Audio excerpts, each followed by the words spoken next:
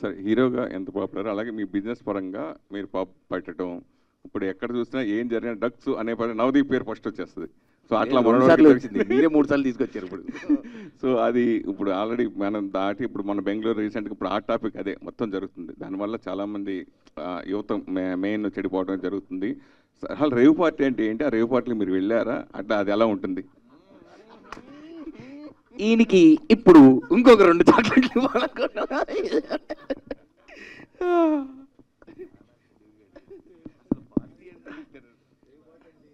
రేవు party అంటే ఏంటి, ఏం చెప్తాం? ఒక్కొక్కరికి ఒక్కొక్కలాగుంటుంది, ఒక్కొక్క దేశంలో ఒక్కొక్కలాగుంటుంది. ఏం చెప్తాం దానికి డెఫినేషన్? రేవు పార్టీ మీరు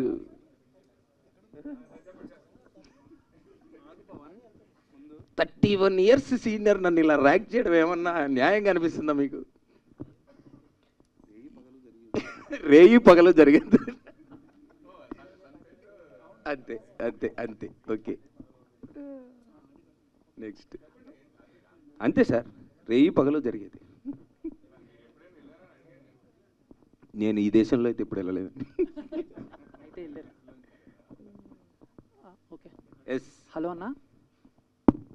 హలో అన్న, this is Chandu, anchor from Filmy Looks. Yes. So first of all congratulations, చాలా రోజుల తర్వాత రావటం, అండ్ ఫ్యాన్స్కిను మాకు కూడా. అండ్ లవ్ మోలీ ట్రైలర్ చూసినప్పుడు అందరికీ అర్థమైతే, అండ్ దీంట్లో మీరు పెయింటర్ కదా, సో బేసిక్గా టైటానిక్ లాంటి సీన్స్ ఏమైనా ఉంటాయి అన్న దీంట్లో? ఉన్నాయి. మంచి క్వశ్చన్ అడిగాడు.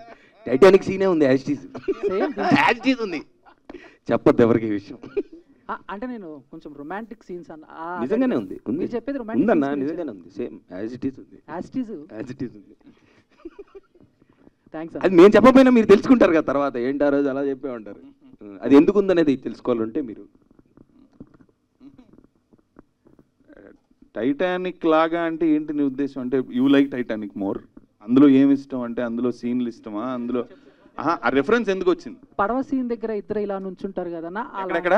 పడవ టైటానిక్ లోనా? షిప్ లో ఇద్దరు ఇలా నుంచుంటారు, కొంచెం రొమాంటిక్ సీన్స్ ఉంటాయి కదన్నా, అవి.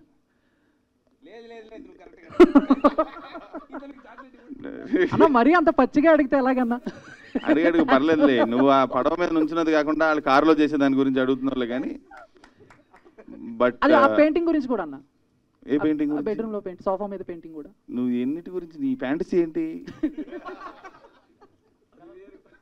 టైటానిక్ లాంటి రొమాన్స్ నువ్వు ఎక్స్పెక్ట్ చేస్తుంటే కనుక దానికంటే, అంటే టైటానిక్లో మనకు ఆ బోట్లో ఏం జరుగుతుంది, ఆ డిఫరెన్సెస్ బిట్వీన్ 2 కమ్యూనిటీస్, ఇవన్నీ కూడా వెళ్తూ ఉంటాయి. అందులో రొమాన్స్ ఓ beautiful part.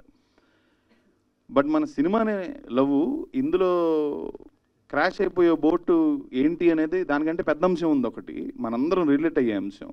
But if you just ask me about the romance, దానికంటే ఎక్కువ ఉంటుంది డెఫినెట్గా. థ్యాంక్ యూ అన్న.